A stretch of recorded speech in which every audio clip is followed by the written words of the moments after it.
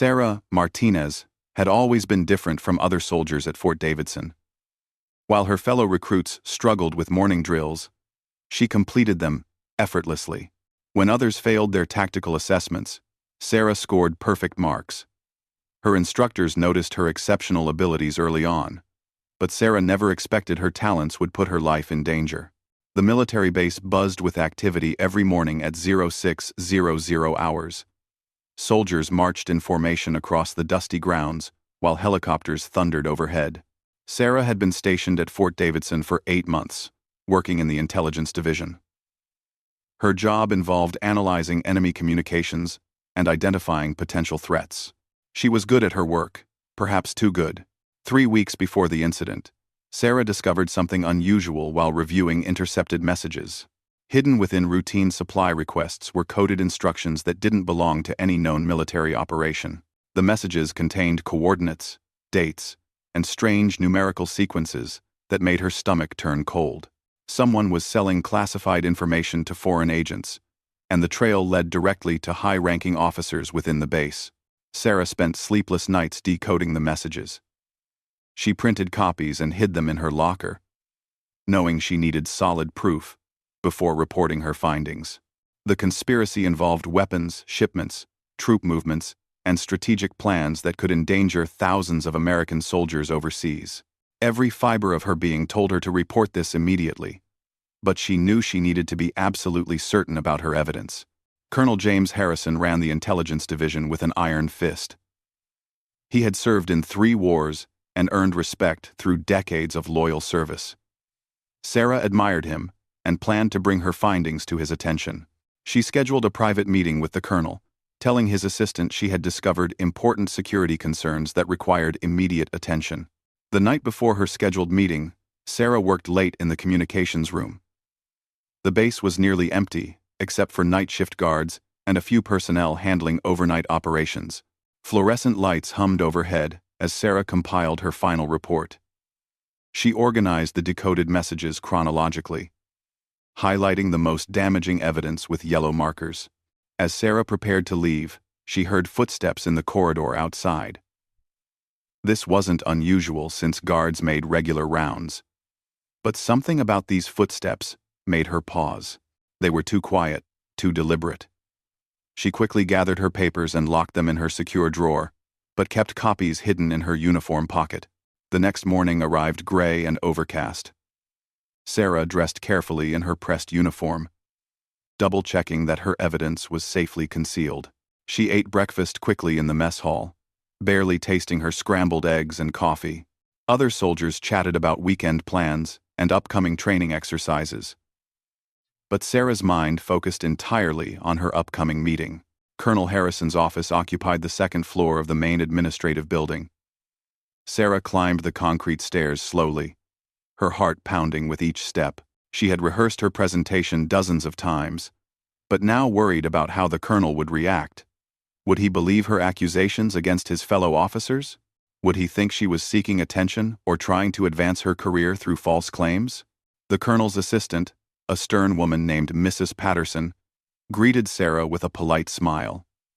She gestured toward the waiting area and explained that Colonel Harrison was finishing another meeting. Sarah sat in an uncomfortable metal chair, watching the clock tick toward her appointment time. Through the colonel's closed door, she could hear muffled voices engaged in heated discussion. 20 minutes past her scheduled time, the office door opened. 3 men in military uniforms emerged, their faces serious and their conversation hushed. Sarah recognized them immediately. General Robert Stone, General Michael Chen, and General David Williams. These were some of the highest-ranking officers on the base, men whose decisions affected thousands of soldiers and millions of dollars in military resources. General Stone glanced in Sarah's direction as he passed. His cold blue eyes seemed to study her face intently, as if memorizing every detail. The 3 generals continued their quiet conversation as they walked toward the stairs, their heavy boots echoing against the tile floor. Colonel Harrison appeared in his doorway and motioned for Sarah to enter. His office was spartanly decorated with military commendations, photographs from various deployments, and an American flag standing in the corner. Harrison was a tall man with graying temples and weathered hands that spoke of years spent in combat zones. Sarah began her presentation carefully, explaining how she discovered the suspicious communications during routine analysis work. She showed the colonel her decoded messages, pointing out the patterns that revealed classified information being transmitted to unauthorized recipients. Harrison listened silently, occasionally asking clarifying questions about dates and transmission sources. As Sarah reached the most damaging evidence, she noticed Colonel Harrison's expression change. His jaw tightened, and his eyes narrowed as he studied the documents spread across his desk. The evidence clearly implicated the three generals who had just left his office. Supply manifests showed weapons being diverted from their intended destinations. Communication logs revealed strategic information being shared with foreign contacts. Colonel Harrison stood slowly and walked to his window overlooking the base courtyard. Soldiers were conducting afternoon training exercises below, unaware of the conspiracy being exposed in the office above them. Harrison remained silent for several long minutes, while Sarah waited nervously for his response. When the colonel finally turned around, his expression was unreadable. He thanked Sarah for bringing this information to his attention and assured her that appropriate action would be taken. He gathered her documents and placed them in his desk drawer, explaining that he needed time to verify her findings and determine the proper course of action. Sarah felt relieved as she left the colonel's office. She had done her duty by reporting the conspiracy, and now trusted that Harrison would handle the situation appropriately. She walked down the stairs feeling lighter than she had in weeks, believing that justice would soon be served. That evening, Sarah worked her regular shift in the communications center. She monitored radio frequencies and analyzed incoming intelligence reports, trying to focus on routine tasks, while her mind wandered to thoughts of the conspiracy investigation. She wondered how long it would take for the guilty officers to be arrested and what consequences they would face for their betrayal. Around 2,100 hours, Sarah received an unusual message through official channels. Colonel Harrison requested that she report to his office immediately to discuss additional aspects of her earlier report. Sarah was surprised by the late hour, but assumed the urgency related to the serious nature of her discoveries. The administrative building was dark, except for security lighting and a few illuminated windows. Sarah's footsteps echoed loudly in the empty corridors as she made her way to the second floor. She noticed that Colonel Harrison's office light was on, casting a yellow glow beneath his door. As Sarah reached the top of the stairs, she heard voices coming from Harrison's office. She recognized the colonel's voice, but there were others speaking in hushed tones. Sarah approached the door cautiously, wondering if she should interrupt what sounded like an important meeting. Before Sarah could knock, the office door opened suddenly. General Stone stepped out, followed immediately by Generals Chen and Williams. Their faces showed no surprise at seeing Sarah standing in the corridor, as if they had been expecting her arrival. General Stone spoke first, his voice calm but commanding. He explained that there had been serious concerns raised about Sarah's recent activities and allegations. He said that her accusations against fellow officers were based on misinterpreted communications and showed poor judgment that reflected badly on the intelligence division. Sarah tried to defend her analysis, explaining that she had carefully verified her findings before reporting them. She insisted that the evidence clearly showed classified information being transmitted to unauthorized recipients. The three generals listened to her explanation with expressions that remained cold and unmoved. General Chen stepped forward and informed Sarah that her security clearance was being suspended, pending a full investigation into her conduct. He explained that making false accusations against superior officers was a serious offense that could result in court-martial proceedings. Sarah felt her world spinning as she realized that somehow she had become the accused instead of the accuser. General Williams produced a thick folder containing what he claimed were Sarah's personnel records. He pointed out several incidents from her training period, where instructors had noted her tendency toward paranoid thinking and difficulty accepting authority. Sarah had never seen these reports before and couldn't understand how they related to her current situation. Colonel Harrison emerged from his office carrying the documents Sarah had provided earlier. He handed them to General Stone, explaining that his analysis had revealed significant flaws in Sarah's interpretation of the communications. Harrison stated that the messages were actually part of a classified counterintelligence operation designed to identify foreign agents attempting to infiltrate military communications. Sarah felt the floor disappearing beneath her feet as she realized what was happening. The three generals and Colonel Harrison had turned her evidence against her, transforming her patriotic duty into an act of insubordination.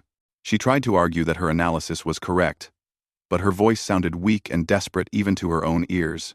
General Stone announced that Sarah would be transferred immediately to a disciplinary unit pending the completion of her investigation. He explained that her access to classified materials was terminated effective immediately, and that she would be confined to quarters except for necessary appearances before investigating officers. As the four men discussed Sarah's fate, she noticed something that made her blood run cold. General Chen was wearing a watch that she recognized from one of the intercepted communications. The watch had appeared in photographs attached to classified documents, worn by an unidentified contact during meetings with foreign agents. Sarah realized that her evidence had been absolutely correct, but she was facing the very men she had exposed. The conversation ended abruptly when General Williams announced that Sarah needed to be escorted to temporary holding quarters immediately. Two military police officers appeared as if summoned by some pre-arranged signal. They approached Sarah with professional courtesy but firm determination, clearly prepared to use force if necessary. Sarah looked desperately at Colonel Harrison, hoping to see some sign that he would defend her or at least ensure fair treatment. Instead, Harrison avoided her gaze and busied himself organizing papers on his desk. Sarah realized that he had been part of the conspiracy from the beginning, either willingly or through coercion. As the military police officers moved to escort Sarah away, she made one final attempt to preserve her evidence. She reached into her uniform pocket, where she had hidden copies of the most damaging communications. Her hand closed around the folded papers, just as General Stone grabbed her wrist with surprising strength. The struggle was brief but intense. Sarah tried to break free from General Stone's grasp, while protecting the documents that represented her only hope of proving the truth. General Chen and Williams moved quickly to assist Stone, while Colonel Harrison watched nervously from his office doorway. During the struggle, Sarah lost her footing on the top step of the staircase. General Stone's grip on her wrist was too strong, and his sudden movement to grab the documents from her hand created momentum that carried them both toward the stairs. Sarah felt herself falling backwards as the three generals lunged forward simultaneously. Time seemed to slow as Sarah tumbled down the concrete steps. She heard the generals shouting above her, but their voices sounded distant and distorted. Her head struck the stairs multiple times, and bright flashes of light exploded behind her closed eyelids. The documents scattered around her as she rolled helplessly toward the bottom landing. When Sarah finally came to rest at the bottom of the stairs, her body was broken and bleeding. She could taste blood in her mouth and felt warm liquid running down her face. Through blurred vision, she saw the three generals descending the stairs quickly, their faces filled with panic, rather than concern for her welfare. General Williams reached Sarah first and knelt beside her motionless form. He checked for vital signs, while Generals Stone and Chen gathered the scattered documents. Sarah tried to speak, but only managed to produce weak, gasping sounds that echoed in the empty stairwell. The generals worked quickly and efficiently, as if executing a well-rehearsed plan. General Stone used his radio to summon medical assistance, reporting that a soldier had suffered an accidental fall down the stairs. His voice was calm and professional, betraying no hint of the violent struggle that had actually occurred.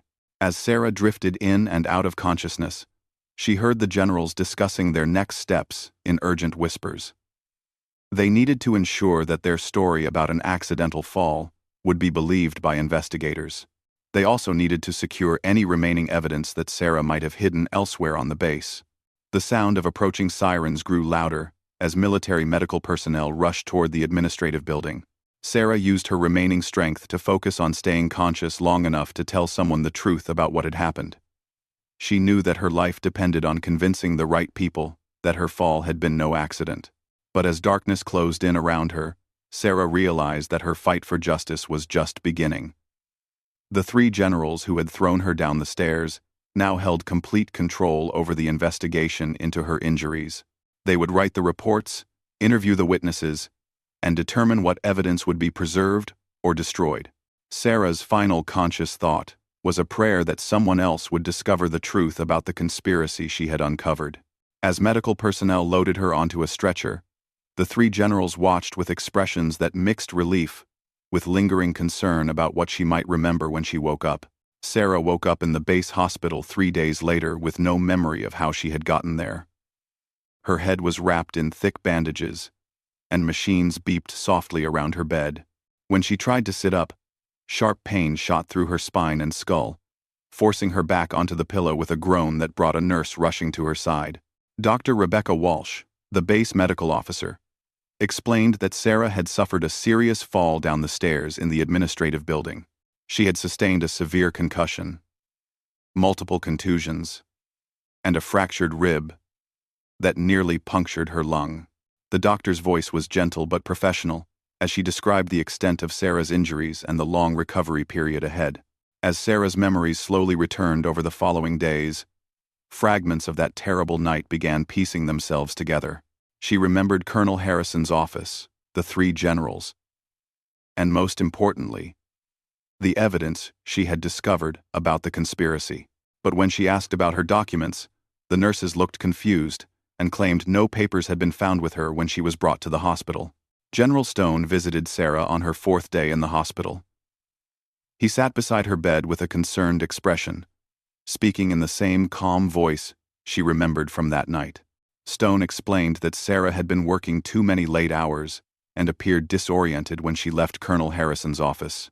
Security cameras had captured her stumbling near the top of the stairs, apparently due to exhaustion and stress. Sarah tried to tell General Stone what had really happened, but her words came out jumbled and confused due to her head injury. Stone listened patiently, occasionally nodding with what appeared to be understanding. When Sarah finished speaking, he assured her that everyone was concerned about her welfare and wanted to help her recover from this tragic accident. The general explained that Sarah's allegations about classified document irregularities had been thoroughly investigated. A special team of security experts had reviewed all communications and found no evidence of unauthorized transmissions or compromised information. Stone suggested that Sarah's stress and overwork had caused her to misinterpret routine military communications as something more sinister. Over the next week, Sarah received visits from various officials who all told the same story. Colonel Harrison expressed his regret about not recognizing the signs of Sarah's mental exhaustion before her accident. Generals Chen and Williams each stopped by to check on her recovery and emphasize their concern for her well-being. Each visitor reinforced the narrative that Sarah had suffered an accidental fall due to physical and emotional strain. Dr. Walsh conducted daily neurological assessments to monitor Sarah's recovery from her brain injury. The tests revealed some short-term memory problems and occasional confusion about recent events. Sarah found herself questioning her own recollections, as medical professionals suggested that head trauma often caused patients to construct false memories to fill gaps in their recollection. As Sarah's physical condition improved, she was transferred to a private room in the psychiatric wing of the hospital. Dr. Walsh explained that this was standard procedure for soldiers who had experienced traumatic accidents that might affect their mental health. Sarah would receive counseling and evaluation to ensure she was ready to return to active duty. Dr. James Morrison, the base psychiatrist, began meeting with Sarah twice daily. Morrison was a middle-aged man with kind eyes and a gentle manner that initially put Sarah at ease. He listened carefully as Sarah described her memories of discovering the conspiracy and her confrontation with the generals. Morrison took detailed notes and asked thoughtful questions about Sarah's experiences. After several sessions, Dr. Morrison began suggesting alternative interpretations of Sarah's memories.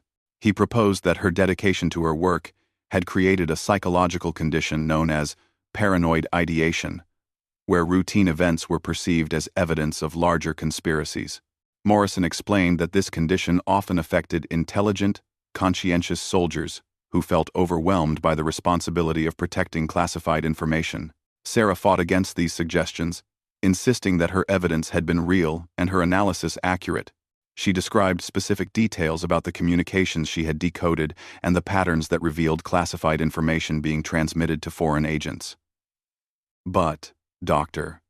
Morrison gently pointed out that no physical evidence existed to support her claims.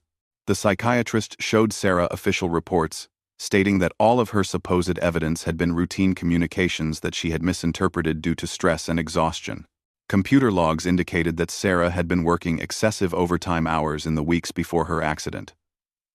Personnel records showed that her supervisors had noted concerning changes in her behavior and judgment.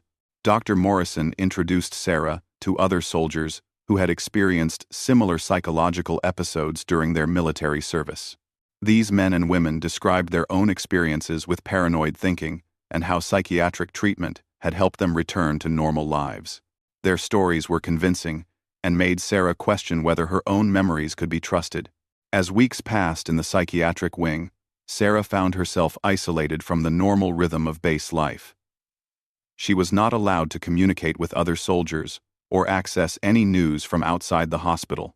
Her meals were brought to her room, and her only human contact came through carefully supervised medical appointments and therapy sessions. During one therapy session, Dr. Morrison revealed that Sarah's security clearance had been permanently revoked due to concerns about her psychological stability. He explained that while this was disappointing, it was necessary to protect both Sarah and the military from potential security risks.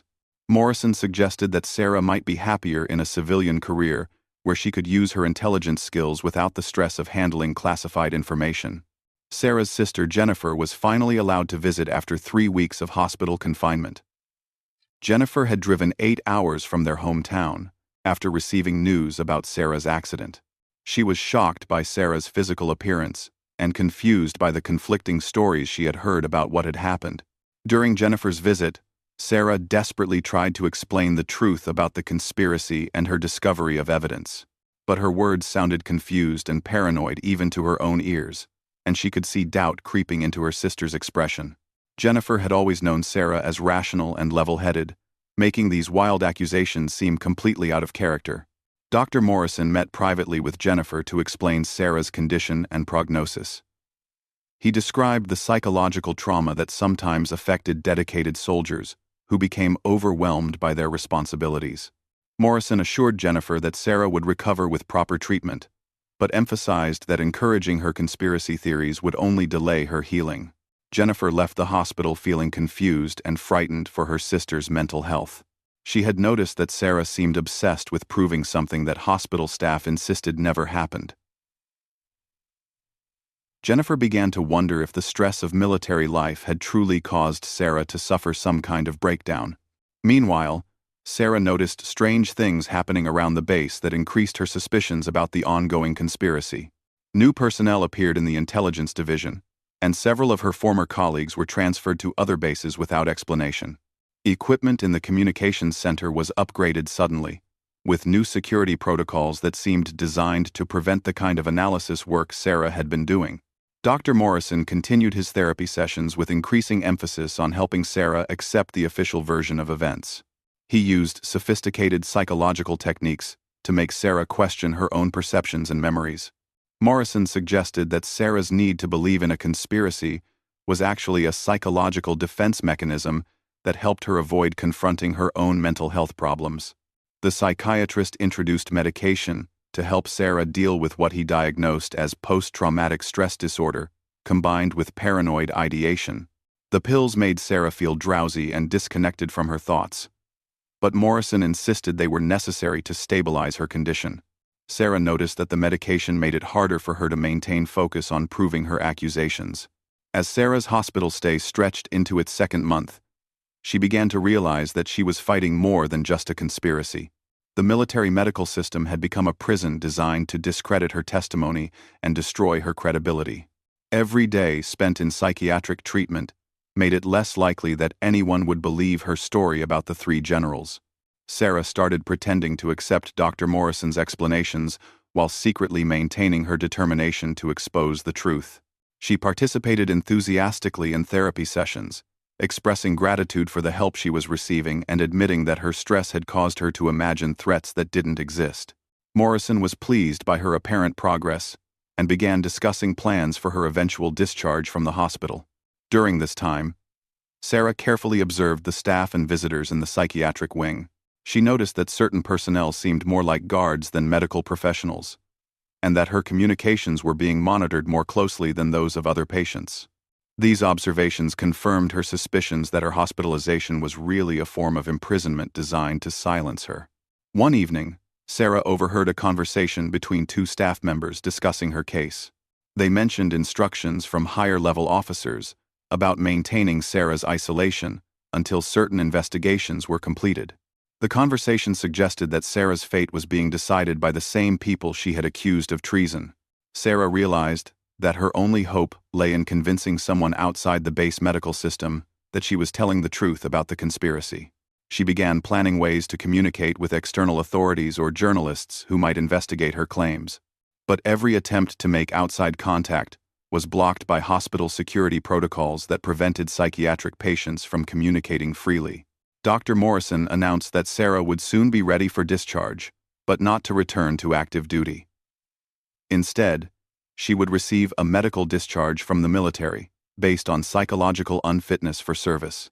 Morrison presented this as a positive development that would allow Sarah to start fresh in civilian life without the stresses that had caused her breakdown. Sarah understood that accepting the medical discharge would permanently discredit her accusations and allow the conspiracy to continue unchallenged. The three generals would escape justice, and other soldiers might die because classified information continued to be sold to foreign agents. But refusing the discharge would mean remaining indefinitely in psychiatric confinement. As Sarah wrestled with this impossible choice, she began to notice increased activity around the base that suggested something major was happening.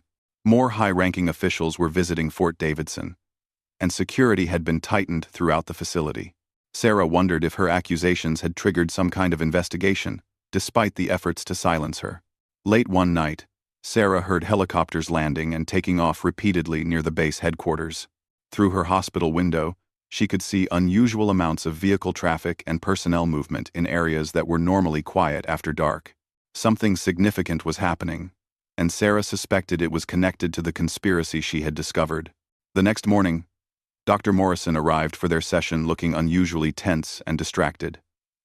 He seemed eager to finalize Sarah's discharge paperwork and kept checking his watch throughout their conversation.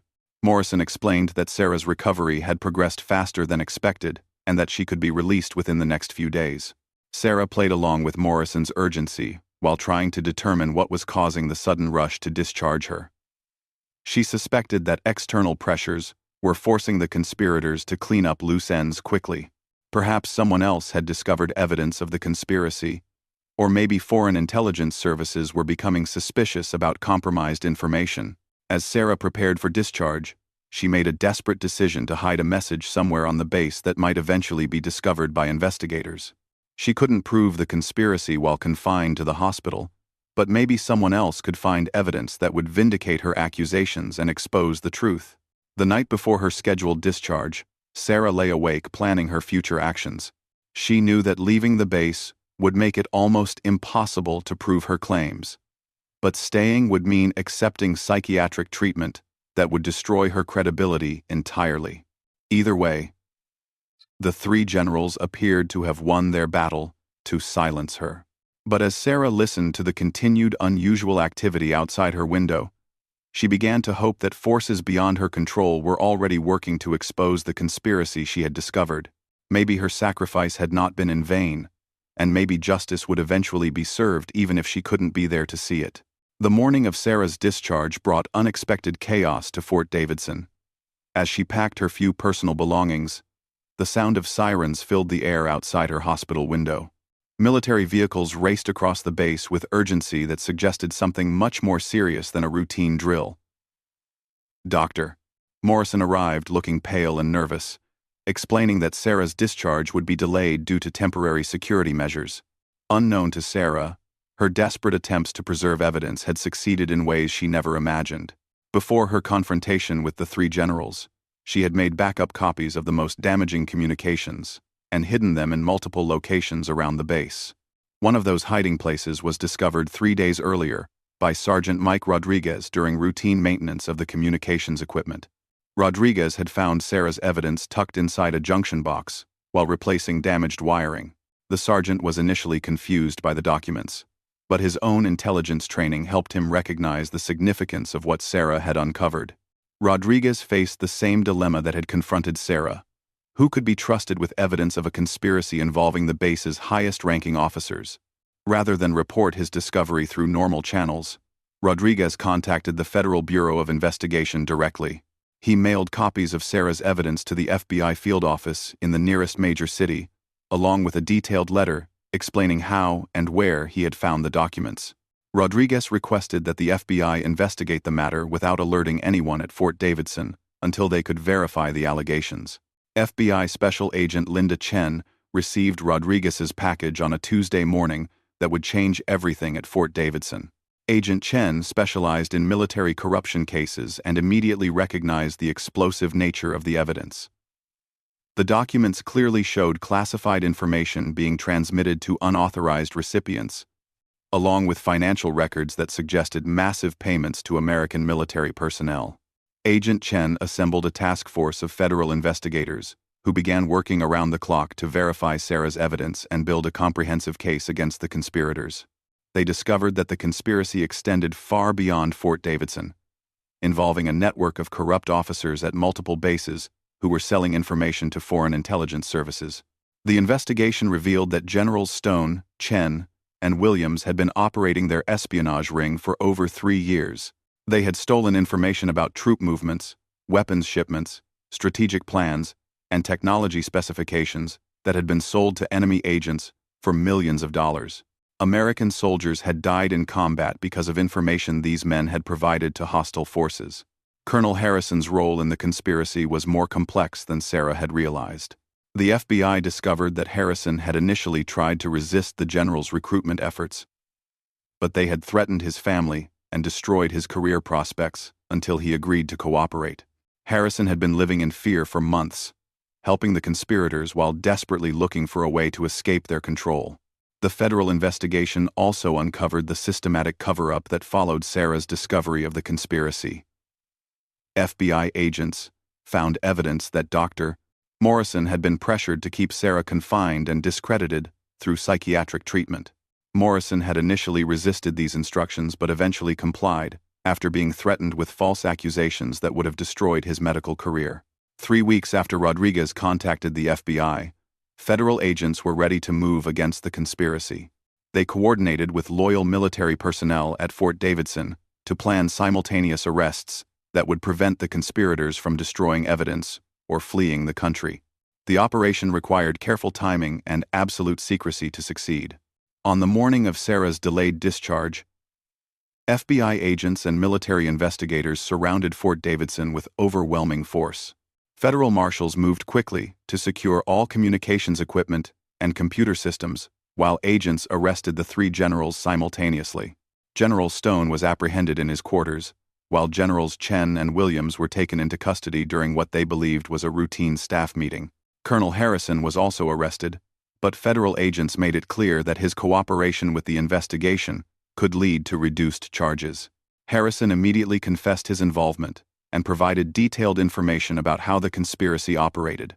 His testimony revealed the full scope of the espionage ring and identified other participants who had not yet been discovered. Dr. Morrison was questioned extensively about his treatment of Sarah and his role in the cover-up.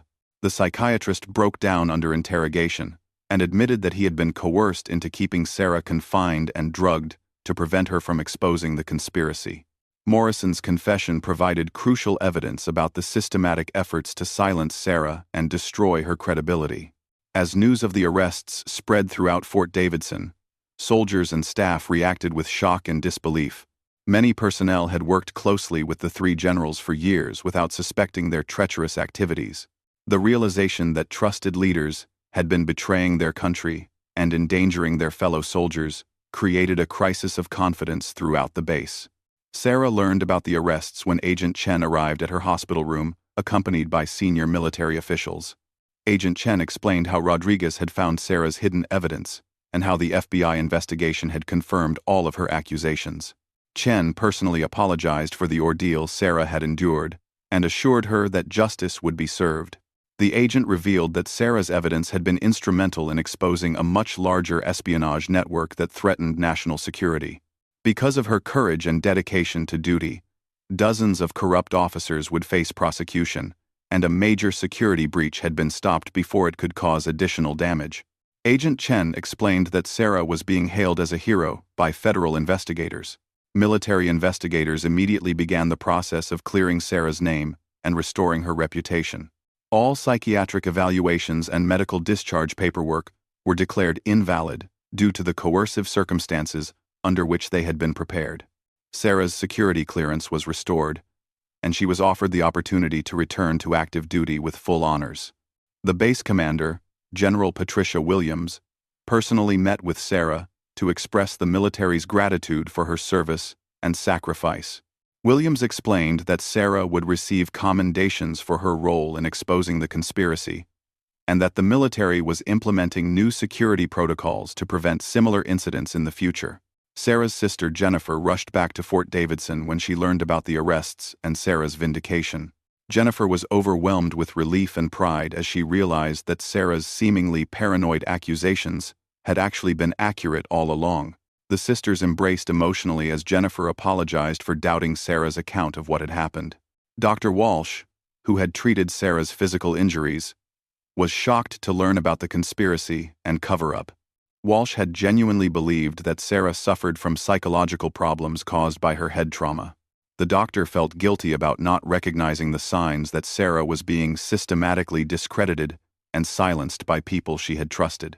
Sergeant Rodriguez was commended for his courage in contacting the FBI and ensuring that Sarah's evidence reached the right investigators. Rodriguez explained that he had been inspired by stories about Sarah's dedication and had decided to take the risk of exposing the conspiracy rather than allow it to continue. The trials of the three generals became national news as the full extent of their espionage activities was revealed in court. Prosecutors presented overwhelming evidence that the defendants had sold classified information that directly led to the deaths of American soldiers overseas. The case highlighted serious vulnerabilities in military security systems and led to major reforms in intelligence handling procedures. General Stone was sentenced to life imprisonment without the possibility of parole after being convicted on charges of espionage, treason, and conspiracy. The judge noted that Stone's actions had violated his oath as an officer and endangered countless American lives for personal financial gain. Generals Chen and Williams each received sentences of 45 years in federal prison after pleading guilty to reduced charges in exchange for their cooperation with ongoing investigations. Their testimony helped prosecutors identify and prosecute other members of the espionage network at different military installations. Colonel Harrison received a sentence of 15 years in prison due to his cooperation with investigators and the coercive circumstances that led to his involvement in the conspiracy. Harrison's testimony was crucial in understanding how the espionage ring operated and how it had managed to avoid detection for so long. Dr. Morrison faced professional sanctions and criminal charges related to his role in the cover-up, but he avoided prison time due to his eventual cooperation with investigators. Morrison lost his medical license and was banned from working with military personnel or in any capacity involving national security. Sarah faced a difficult decision about her future in the military. While she was vindicated and welcomed back to active duty, the traumatic experiences she had endured made it challenging to return to normal service. Sarah eventually decided to accept an honorable discharge and pursue a career in federal law enforcement where her skills and experience would be valued. The FBI offered Sarah a position as a special agent, specializing in military corruption and security investigations. Agent Chen personally recruited Sarah, explaining that her unique background and proven integrity made her invaluable for protecting national security. Sarah accepted the position and began training at the FBI Academy 6 months after her vindication. Fort Davidson implemented comprehensive security reforms in response to the conspiracy scandal.